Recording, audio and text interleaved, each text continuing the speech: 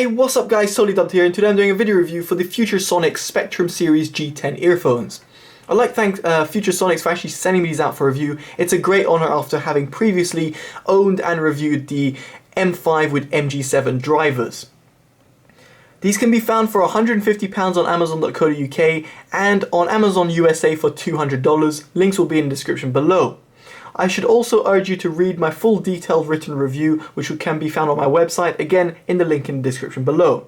So let's get into it. So first of all, what do you get in the box? Well, you got the earphones themselves, which is pretty self-explanatory. You got a hard carrying case, which is great, but I would have liked to see a soft carrying pouch included as well, considering its price range. You got a manual, which I haven't even opened, and then you've got foam tips, which are two sets of medium or near medium, small and large, and then you've got small, medium and large dual flank silicone tips, and you've got a cleaning tool. Now I just want to mention the tips over here and sort of the comfort, because to me it felt like something was missing. First of all, with the MG7s, which came at a cheaper price range and are literally over 3 years old, they came with more foam tips included. Now this might be something very small to mention, but when it comes to comfort, it's very important to get the right fit, the right seal, and to be very comfortable. I can safely say I had a good seal and a good fit, but in terms of comfort, I didn't see myself wearing these for over half an hour just because I wasn't comfortable. In the history of me reviewing earphones, I've never liked dual flank, neither triple flank tips. In terms of foam tips go, I've never liked the cylinder tips. Now the cylinder tips are a problem just because as they're not cut or rounded off, the edges feel like they're scraping in the inside of the canal of my in my ears. God, that was hard to say. Now that is a problem because obviously, you have to be comfortable wearing earphones and you don't want to feel discomfort. So unfortunately for me, the tips that were included weren't great. Now obviously comfort will be very subjective in this respect, but I would have at least liked to see Futuresonics address a wider demographic and include normal silicone tips or just different type of foam tips that would just be a bit more comfortable. So it's a shame over here, especially compared to the MG7s. There's no sort of progression. In fact, there's a little bit of a regression in terms of how far the tips have come. Now let's get into the build quality. Now the build quality is decent, although not quite perfect. Now it is terminated by a 3.5mm gold plated jack, and it's got a braided cable. Now the braided cable for me is a huge plus. I really like it. As you can see, it ties up over there, but in terms of its strength, it's very good and it's very well done. But over time, I felt that braided cables, as I said, in terms of like how much I've reviewed stuff, they do come out. Like as you can see, I'm just twisting the cable here. Now this is just me twisting it, which is, it's not what you're going to do.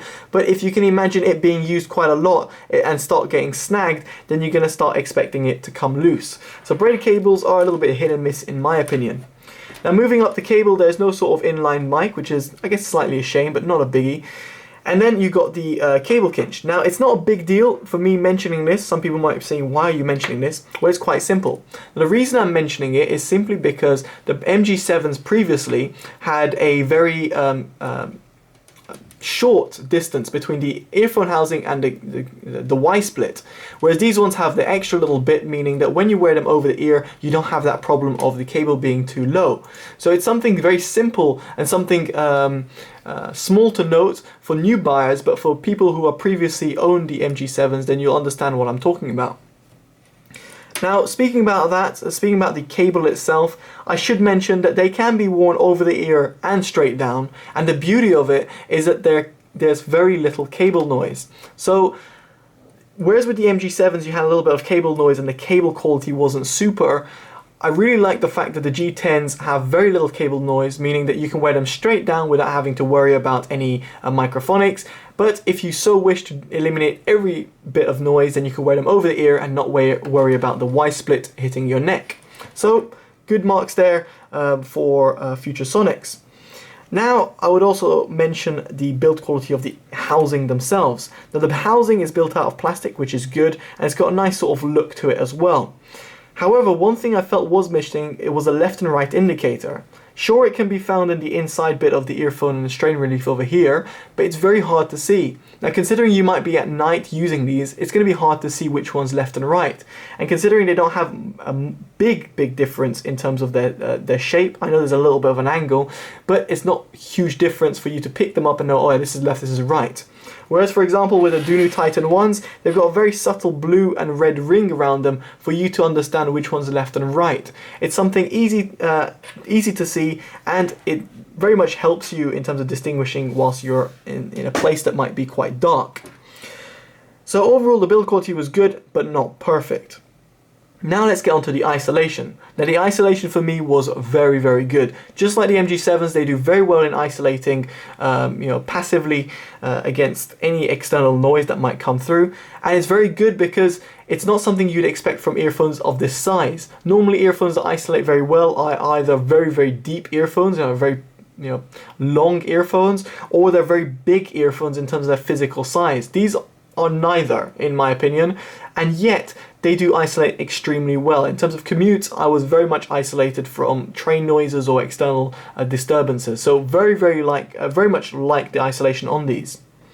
So in terms of the comfort, it's something I alluded to with the tips, and it's something that I really wasn't that fond of. I have to say, in terms of the comfort wearing these over the ear, due to them being extremely lightweight, it's brilliant. However, in terms of you wearing them and you not liking dual flying or the included foam tips, then I would suggest buying other sets of tips or just trying out different tips that you might have out there. So it's just something I should note, that the comfort wasn't that great, but that's due to the tips rather than the actual earphones themselves, because I felt the design and everything was perfect in their lightweight nature as well. It was perfect in terms of using them. So now let's get into the sound quality, the most important part. How do they compare to the MG7s, and how do they compare in comparison to the competition under £150? Well, let's start off with the soundstage. Now, the soundstage on the MG7s was kind of confined and kind of closed. It felt that it didn't have enough room to breathe. Whereas with the G10s, it felt a bit more even. It had a bit wider space, a little deeper space as well, and more so the instrument separation was very well done. It's nowhere near perfect, I would say, in comparison to other earphones I've heard out there, but it's a huge improvement over the MG7s, and in terms of you using them in terms of a normal daily driver, your soundstage, you're going to be happy with them. I must say that music separation and the instruments that were coming left and right on the ears was absolutely fantastic. Now the highs, mids and lows. Now let's start off with, I would say, what's the worst part of the earphone is the mids. The mids feel a little bit pushed back. They're not recessed, they just feel pushed back. They're capable of producing good mids, but unfortunately the mid bass, which I'll come to in just a second, is extremely loud and extremely present. And therefore the mids are affected because of this. So the mids were pushed back, and unfortunately they were definitely the lowest point of the G10s. I would somewhat say I preferred the mids of the MG7s because they were less affected by the mid-bass slam, whereas the G10s are so affected by the mid-bass slam that the mids take a huge hit. In terms of the highs, I felt that the highs were aided by the better soundstage, but felt a little bit rolled off. And due to the mid-bass again being very overpowering, the highs felt slightly affected. As weird as that might sound, but the overall sound signature that came off wasn't that sparkly or shiny, and therefore the highs felt a little bit missing. So unfortunately the highs weren't that amazing, but they were decent enough for you to enjoy. Definitely the mids take a massive hit. Now the lows. Now the low end of the MG7s, specifically the sub-bass, was sensational. The best potentially earphone that I've ever heard in terms of sub-bass response. The G10s had a lot to live up to, not only the sub-bass, but to see if they could improve on the mid-bass, and boy did they do that. The mid-bass had an unbelievable amount of quality and quantity. The quantity was so much so that I felt, even as a previous ex-bass head, that wow, holy crap, these mid-bass slam is mental. It is absolutely crazy. So obviously audiophiles probably won't pick these earphones, but bass heads, guys, just jump on these earphones because the mid-bass slam is unbelievable. So the mid-bass slam was unbelievably loud, but it was also controlled, which is something very rare to find with earphones that have a large amount of mid-bass. The sub-bass, now they took what the MG7s did and just brought it out perfectly. The MG7s had excellent sub-bass and the G10s do too as well. So I've got to say, sub-bass response, sensational, and the G10s do a fantastic job. So overall, guys, I think these are good earphones. They're not perfect. They're definitely for bass heads. I would recommend them, but there are other earphones out there like the Dunu Titan 1s that bring a more overall package to you. So it depends on your taste, but I would say the G10s are great earphones, just not perfect for audiophiles. So anyway, that is my opinion. Again, I would definitely suggest you reading my review in the link in the description below. Definitely do subscribe, like, and favorite, and share with your family and friends. Alright guys, I've been Totally Dubbed. This has been the Steel Series? The Future Sonics G10 earphones. Take care guys, Totally Dubbed out. Bye bye.